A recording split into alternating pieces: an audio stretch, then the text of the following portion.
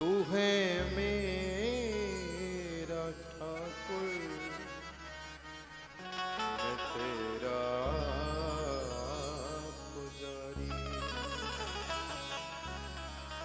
तू है मेरा ठाकुर,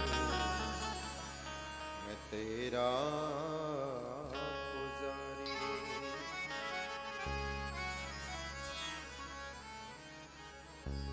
शब द्वारन को छाण के मैं आयो तेरे द्वार।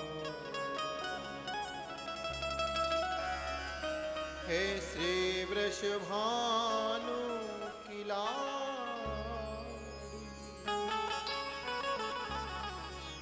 नेक मेरी ओर निहार।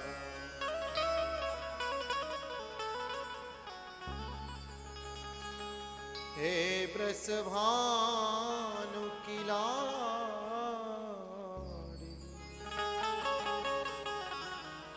नेक मेरी ओर निहार।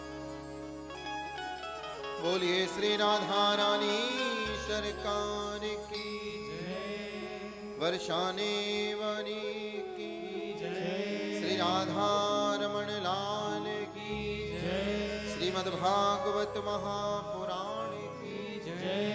जय जय श्री राधे, जय जय श्री राधे, जय जय श्री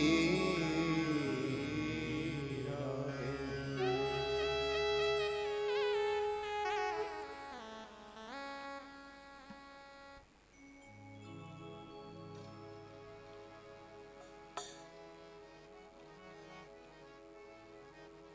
अखिल कोट ब्रह्मांड नायक, जगत नियंता जगदाधार,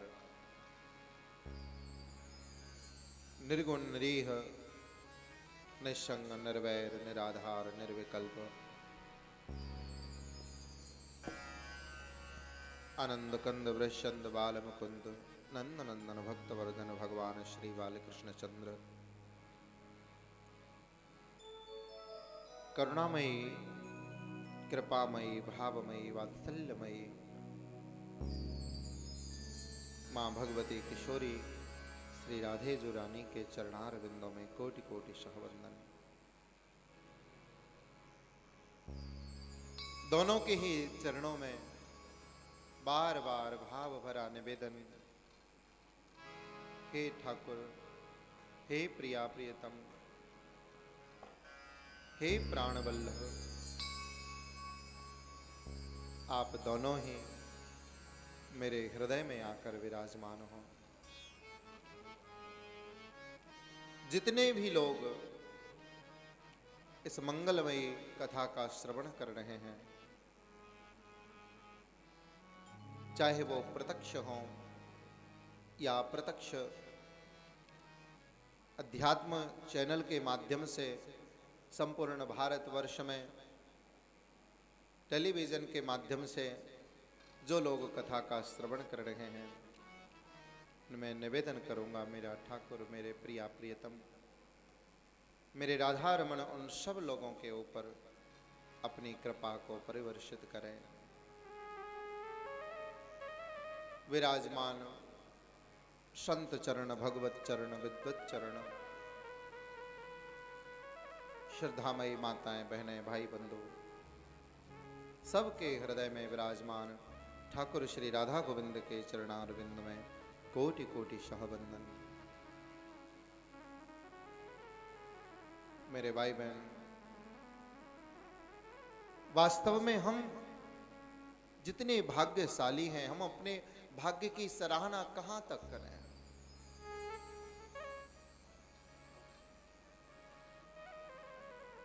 कोई शब्द नहीं है। इतनी कृपा हर क्षण हमें मिल रही है। वाह प्रभु, तेरी कृपा का कोई हिसाब नहीं। तेरी बेहिसाब कृपा बरस रही है। मैं तो अभागा कहूंगा उन लोगों को जो एक बूंद के लिए तरसते हैं। अरे कौन कहता है कृपा नहीं बरस रही? अरे जरा मेरे बांके बिहारी के चरणों में एक बार आकर के तो बैठ, जरा एक बार मुझसे राधे राधे कह के देखिए। वो सांवरा सलोना कृपा करने के लिए दौड़ा चला आता है।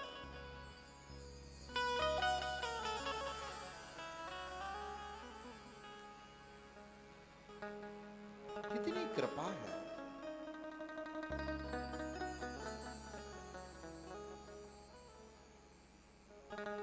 भाग्योदय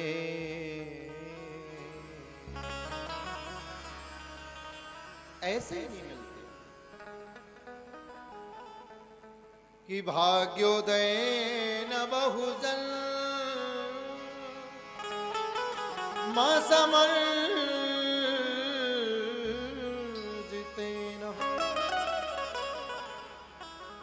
सत्संगमं चलभते पुरुषो यदा वे। भाग्योदयेन बहुजन्म समर्जितेन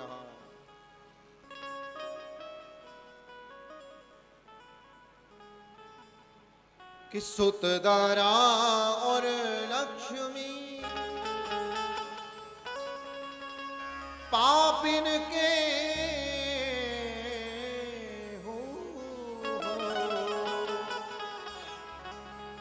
पर संत समागम हरि कथा तुलसी दुर्लभ दो। संत समागम हरि कथा तुलसी दुर्लभ दो।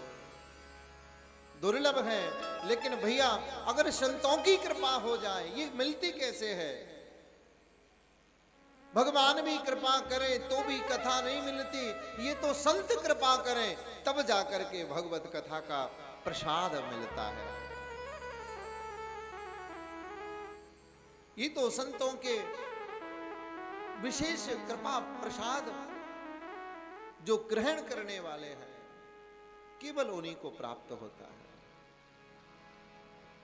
वरना देवताओं को भी लौटा दिया जाता है। मेरे भाई बहन, देवताओं के लिए ये सुलभ नहीं है। वो चाहे कि हम कथा करवा लें, वो चाहे कि कथा करवा के हम उसका श्रवण पान कर लें, वो चाहे कि हम यहां बैठ करके कथा सुन लें, क्षमा करना नहीं हो सकता। तदा देवांजहासः, अरे उनकी तो हंसी उड़ा करके उन्हें भगा दिया जाता है।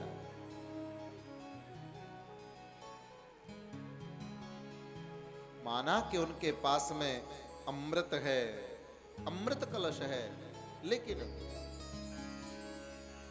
को कांच को मणिर्महान, कांच की और मणि की कभी समानता नहीं हो सकती।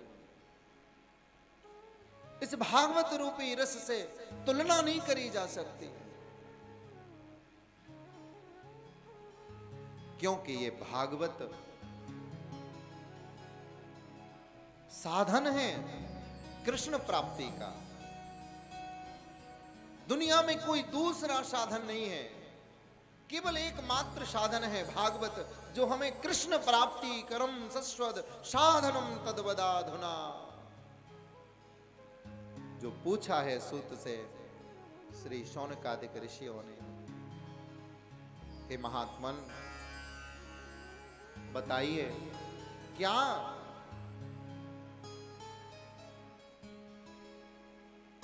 काल व्याल मुख क्राश त्रास निर्णास हेतवे।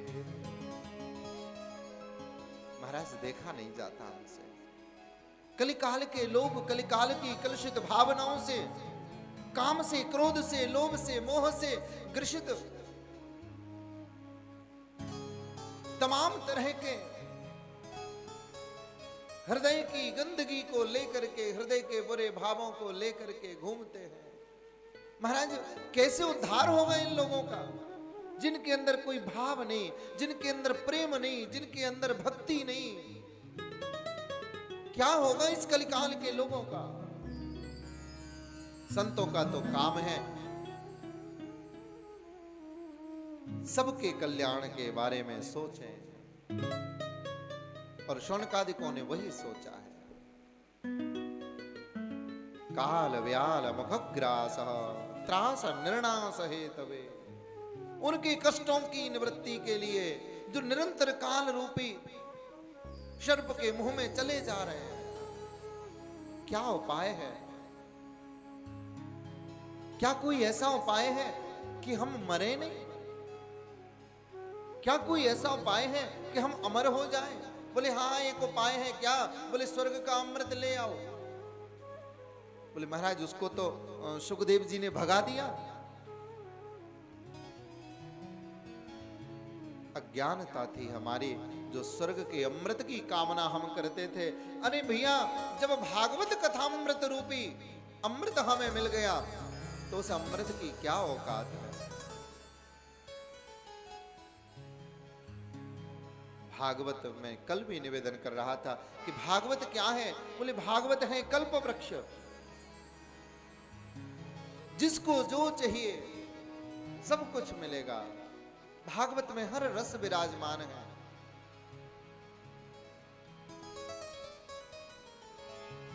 इसकी छत्र छाया में अपने सुंदर मन को जो लेकर के बैठ जाएगा, सुंदर भावों को जो लेकर के बैठ जाएगा, उसके लिए चतुर्पुरुषार्थ उपलब्ध हो जाएंगे। अर्थ धर्म काम मोक्ष चारों पुरुषार्थ एक साथ सिद्ध हो जाते हैं।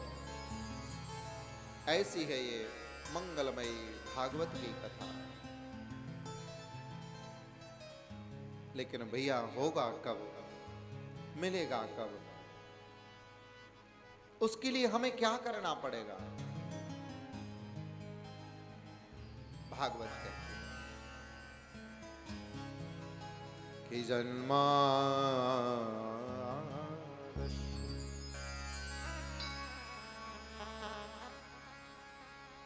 कि जन्माद्यस्य यतोऽन्वयादितरतः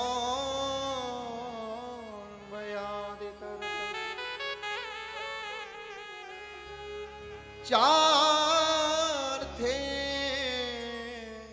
सुभिज्ञेश्वरा। बड़ा सुंदर श्लोक है, प्रथम स्कंद का प्रथम श्लोक। और एक सूत्र है इसमें वेदांत का।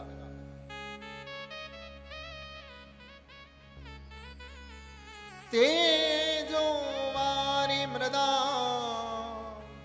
यथा विनिमयो यत्र त्रिसर्गो मृषा। भैया देख रहे हो इस झूठे संसार को?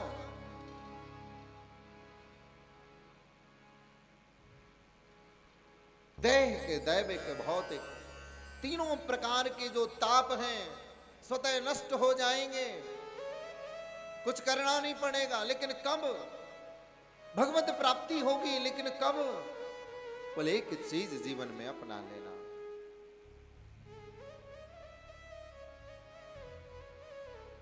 तेजो वारी मृदाम। बहुत अच्छा सूत्र है। अगर अपने हृदय रूपी मंदिर में,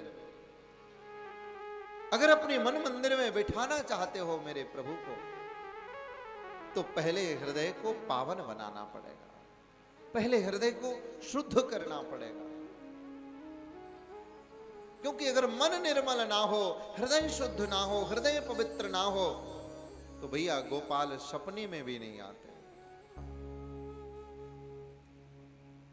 और जब मन निर्मल हो जाए, कबीर कहते हैं कि कबीरा मन निर्मल भया। पहले क्या था नहीं जानता, लेकिन आज की हालत देख रहा हूं। कबीर कहते हैं कि कबीरा मन निर्मल भया, जस गंगा यमुना नीर। और अब पाछे पाछे हरि फिरे। अब गंगा उल्टी बह रही है। पहले तो मैं उसके पीछे घूमता था, लेकिन आजकल उल्टी गंगा बह रही है, आजकल वो मेरे पीछे घूमता है। कब से? बोले जब से मन निर्मल हुआ। कबीरा मन निर्मल भया, जैसे गंगा यमुना नीर। अब पाछे पाछे हरि फिरे, कहत कबीर कबीर। अब तो पीछे पीछे ठाकुर घूमते। भक्त भगा भी देता है ना, तो वो पीछे पीछे आ जाता है। बाबा कुटिया में रहते थे। महात्मा, उनका नियम एक महात्मा थे, प्रतिदिन भिक्षा करने जाना, 5 घरों से भिक्षा मांगना और मांग करके रोटी झोंपड़ी के ऊपर डाल देना। रोटी जब सूख जाए तो एक सूखी रोटी लेना और उसी को तोड़ करके मरोड़ करके पानी में डाल दी। घंटे 2 घंटे गलाई, उसी का घोल बनाया और घोल बना करके ठाकुर को अर्पित कर दिया। लो गोपाल, भोग लगाओ लाल। कन्हैया कहते, अरे बाबा, तू ये सूखी रोटी का घोल मुझे पिलाता है ना, थोड़ा आनंद नहीं आता। अरे इसमें थोड़ा सा नमक अगर मिला दो तो ज्यादा ये इसमें स्वाद आ जाए। लेकिन बाबा को क्रोध आ गया। बोले आज तू नमक मांग रहा है, कल मिर्च मांगेगा, परसों कहेगा कि कुछ मीठा भी चाहिए, फिर कहेगा नहीं नहीं ताजी रोटी चाहिए। अरे लाला, मैं लंगोटी वाला बाबा जी तेरे लिए कहां से 56 भोग लाऊंगा? मैं नहीं ला सकता। तुझे खाना है तो ये खा, नहीं खाना है तो भाग जा, मत आ मेरे पास। अगर तू मेरे बिना रह सकता है तो रह ले। गोपाल जी कहते हैं, बाबा यही तो बात है, मैं सबके बिना रह सकता हूं, लेकिन जहां मुझे प्रेम मिले, जहां मुझे भाव मिले, वो मुझे मारे पीटे, दुत्कारे, गालियां दे, धक्के मार के बाहर निकाल दे, तो भी मैं पुनः पुनः उसके पास में आ जाया करता हूं, बार बार लौट करके आ जाया करता हूं। रह नहीं सकता। मांगते क्या है ठाकुर? मांगना मांग नहीं है, कोई विशेष वस्तु नहीं मांगते।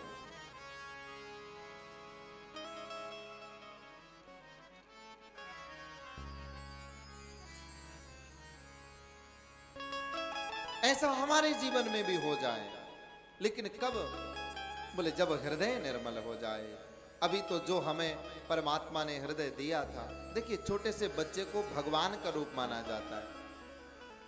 कहते छोटा बच्चा है, भगवान का स्वरूप है, भगवान का रूप है। क्यों? क्योंकि उस छोटे बच्चे के अंदर कपट नहीं होता, उस छोटे बच्चे के अंदर दुनियादारी नहीं होती, उस छोटे के अंदर कोई दुर्भावना नहीं होती। आपकी हो सकता है पड़ोसी के साथ दुश्मनी हो, आप भले ही चाहें कि मेरा बेटा उसके घर न जाए, लेकिन छोटा बच्चा क्या जाने, वो तो खेलते खेलते चला ही जाता है।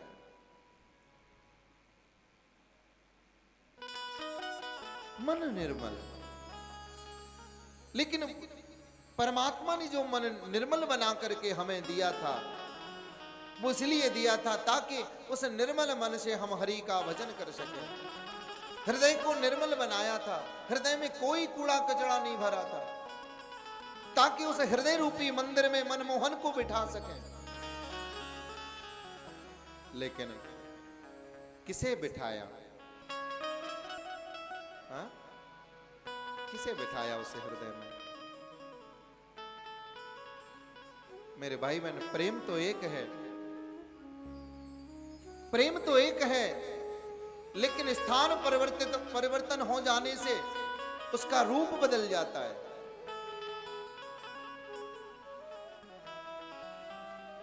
छोटा सा बच्चा सबसे पहले अपनी मां को जानता है। सबसे ज्यादा अगर वो कुछ मानता है किसी को, तो वो मां को मानता है।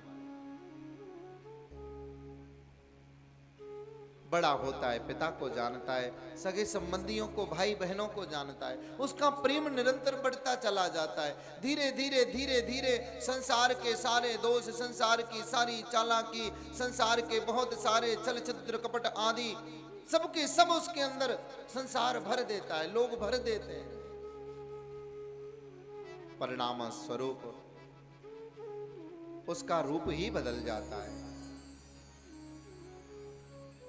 जिस हृदय में, जिस हृदय रूपी मंदिर में तुम्हें मनमोहन को बिठाना था, राधा रमन को बिठा करके उनकी अर्चना करनी थी, उस हृदय रूपी मंदिर में महाराज किसको बिठाया? उसमें संसार को बिठाया, पत्नी को, पति को, बच्चों को, नातेदार रिश्तेदारों को, यार दोस्त मित्रों को बिठा लिया। न जाने कितने लोग इसमें अंदर भरे बैठे हैं। जो भी मिलता है, जिससे भी मिलते उसी से कहते हैं भैया हम तुम्हारे हैं, हम तुमसे बड़ा प्रेम करते हैं। अरे भैया जब सबसे ज्यादा हम ही प्रेम करते हो तो भगवान से कौन करेगा? किसी से भी मिलिए। वास्तविकता तो यह है कि आज प्रेम का दिखावा तो रह गया है, लेकिन प्रेम नहीं। अगर वो नेचुरल प्रेम, अगर वो अद्भुत प्रेम, जो वास्तविक प्रेम है, प्रेम का जो वास्तविक स्वरूप है, अगर वो हृदय में हो और हृदय आपका निर्मल हो तो मनमोहन हृदय के मन मंदिर में प्रकट हो जाया करते हैं। दौड़ने की जरूरत नहीं होती, क्योंकि वो कहीं गया ही नहीं था, वो तो अंदर ही छुपा बैठा था, हम देख नहीं पा रहे थे। लेकिन जो छुपा हुआ है अंदर, वो प्रत्यक्ष प्रकट में आ जाता है। लोग जिसे निर्गुण कहते हैं, लोग जिसे निराकार कहते हैं, वो निर्गुण निराकार ब्रह्म भी भक्त की भावना से रूप धारण करके सगुण साकार बन करके प्रकट हो जाया करता है।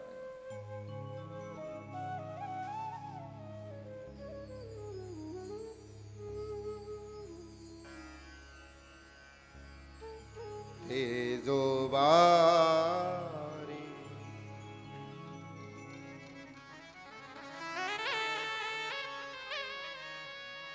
तेजो वारी मृदाम यथा,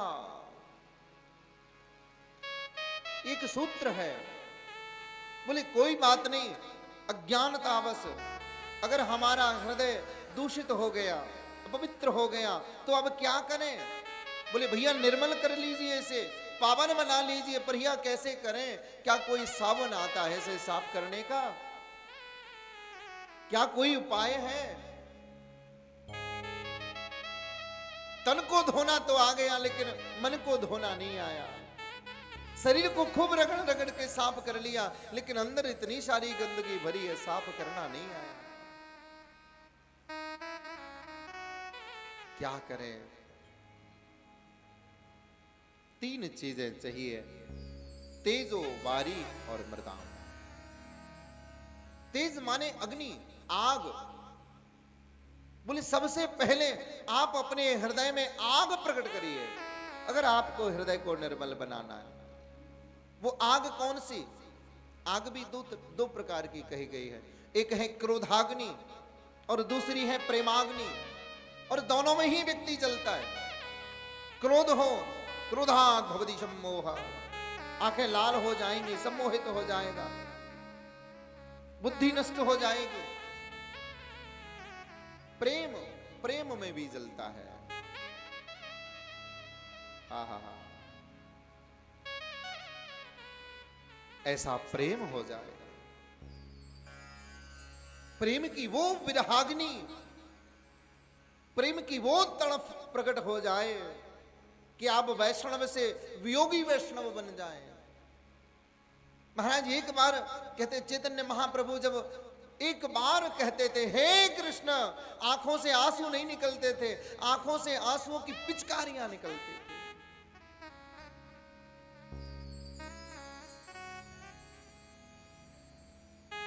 प्रेम की अग्नि, प्रेम की तड़फ,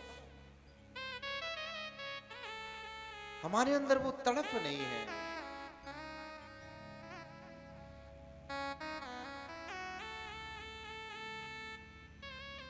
वो तड़फ हो जाए, वो प्रेम प्रकट हो जाए। जिस तड़प के साथ में, जिस प्रेम के साथ, जिस प्रेम भरी प्रेमाग्नि के साथ में हम प्रभु को पुकार सकें, एक बार हा कृष्ण कह सके, वो प्रेमाग्नि, मिलने की तड़प हमारे अंदर हो। चाहते तो बहुत लोग होंगे, हमें कृष्ण मिले, हमें ठाकुर मिले, हमें प्रभु मिले, लेकिन क्या हमने वो तड़प पैदा करी है? क्या आपने कभी विचार किया है कि उस भिलनी की तड़प क्या रही होगी, जिसने बाल्यकाल से, बचपन से पूरी जवानी निकाल दी, बुढ़ापा जिसका आ गया, जिसकी आंखों की ज्योति जा रही है, जिसके जीवन में एक आशा की किरण दिखाई नहीं दे रही कि मुझे राम मिले, जिसे दिन रात एक ही डर लगा रहता है, हे प्रभु कहीं ऐसा न हो मेरे प्राण निकल जाएं और उसके बाद में मेरे कुटिया में राम आए।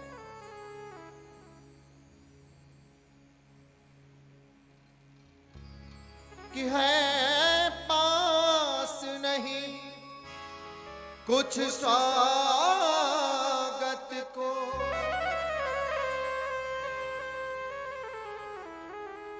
है प्रेम के अस्कों की माला। विरहाग्नि से ही प्रकट होती है महाराज। वो विरह की अग्नि, मिलने की तड़प पैदा हो जाए, वो आग पैदा हो जाए, तेज हो। क्योंकि बर्तन अगर कोई ज्यादा गंदा हो रहा हो, ज्यादा चिकनाहट लगी हो, तो कहते हैं उसे पहले थोड़ा सा गर्म कर लेना चाहिए। धुलने के लिए अगर किसी बर्तन को धुलना हो तो तेज को शक्ति के अर्थ में भी जोड़ सकते हैं। घर्षण करने की ताकत, घर्षण से ही तेज अग्नि प्रकट होती है। बर्तन को अगर साफ करना हो तो हमें जल चाहिए, और इस हृदय को भी पावन बनाना हो तो भी जल चाहिए। लेकिन वो जल कौन सा? वो जल कोई साधारण जल नहीं, आंखों से निकलने वाले प्रेमाश्रु, कहते हैं पश्चाताप के आंसू, प्रेमाश्रु। प्रेम में मगन होकर के जब भक्त अपनी आंखों से अश्रु बिंदु बहा देता है, जब आंखों से नीर बहता रहता है, उसके पास, हे ठाकुर मेरे पास तुझे देने के लिए और कुछ नहीं है, तुझे क्या अर्पण करूं?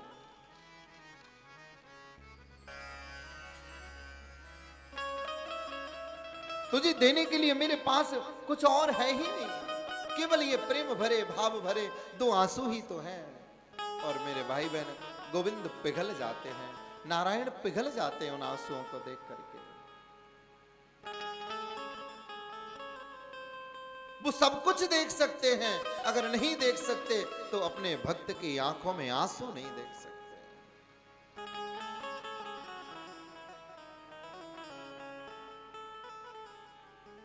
जब भक्त की आंखों से आंसू निकले, अश्रु बिंदु निकल पड़े,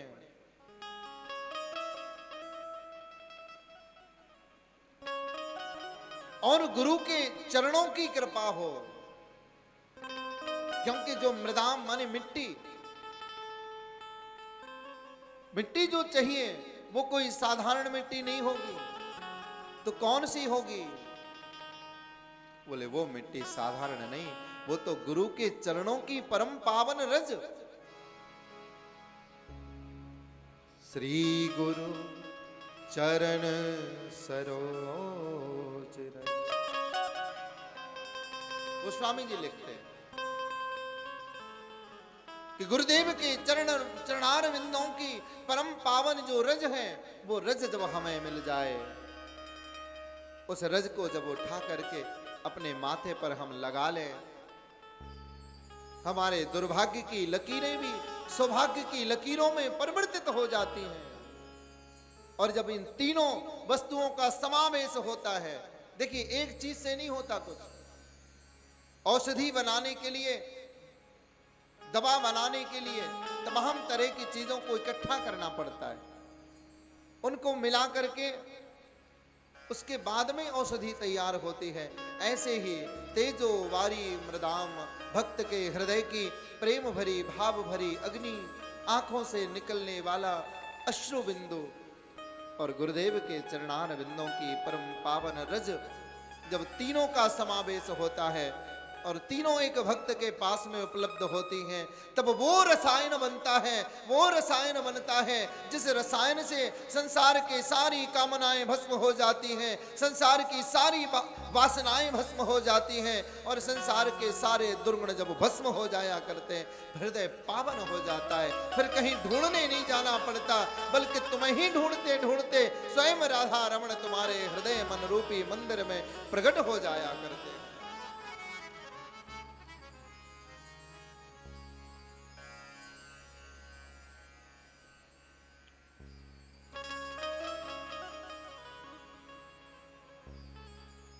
बहुत सारी बातें हैं,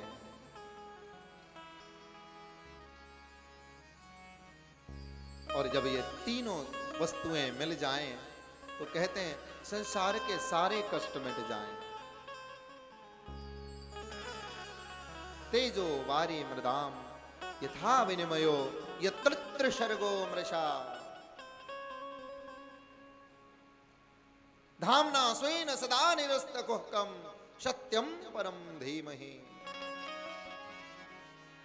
भागवत के आरंभ में, भागवत के मध्य में और भागवत के समापन में सत्य की वंदना करी गई है, सत्य की चर्चा करी गई है। माने पूज्य वेदव्यास जी महाराज ये कहना चाहते हैं कि भैया ये भागवत है जिसमें भक्ति, ज्ञान और वैराग्य जिसको जो चाहिए यहां वो से उपलब्ध होगा।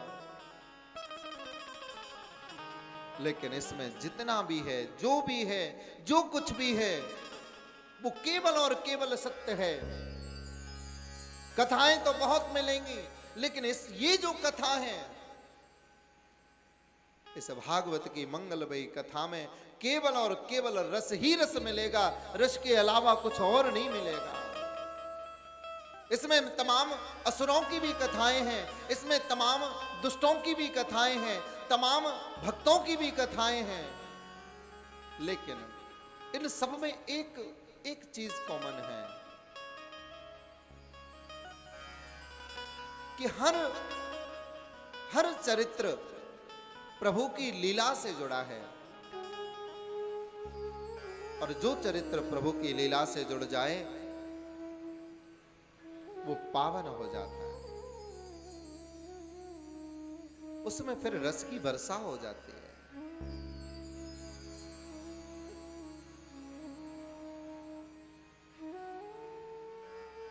कोई माता अपने बच्चों को खिला रही थी और एक साधु बाहर से चला जा रहा था। साधु ने घर के अंदर आपस में लड़ रहे बच्चों की आवाज सुनी, आपस में बच्चे लड़ रहे थे। संत कहते हैं कि भैया एक छोटा सा बच्चा मां से कह रहा था, मां मैं हाथी खाऊंगा। दूसरा बच्चा कहता है, मां मैं घोड़ा खाऊंगा। मां बहुत भूख लगी है, मुझे तो ऊंट खाना है। बाबा जी रुके, बोले भैया ऐसे धाम में, ऐसे तीर्थ में, ऐसे स्थान में ऐसे बच्चे रहते हैं जो सुबह सुबह नाश्ते में हाथी घोड़े और ऊंट खा जाते हैं। जरा ऐसे महान बालकों के दर्शन तो कर लो। साधु डरते डरते आए, अरे मां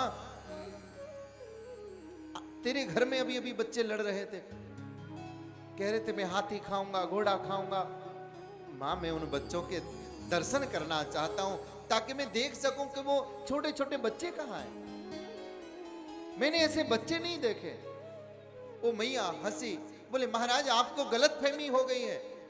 अरे यहाँ ये बच्चे वो हाथी घोड़े ऊंट की बात नहीं कर रहे जो आप समझ रहे हो। वो क्या है ना, अभी कुछ दिन पहले दिवाली थी, हम लोग अपने घर में पूजन के लिए चीनी वाले वो हाथी घोड़े लेकर के आए थे, वो बचे हुए थे महाराज, वो ही खाना चाहते हैं।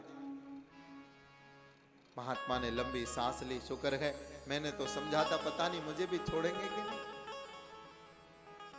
नाम तो एक एक हैं, लेकिन दोनों की दशा में बहुत बड़ा फर्क है। एक हाथी के अंदर अस्थि मेद मज्जा और गंदगी भरी है, और दूसरे हाथी के अंदर केवल और केवल रस ही रस है।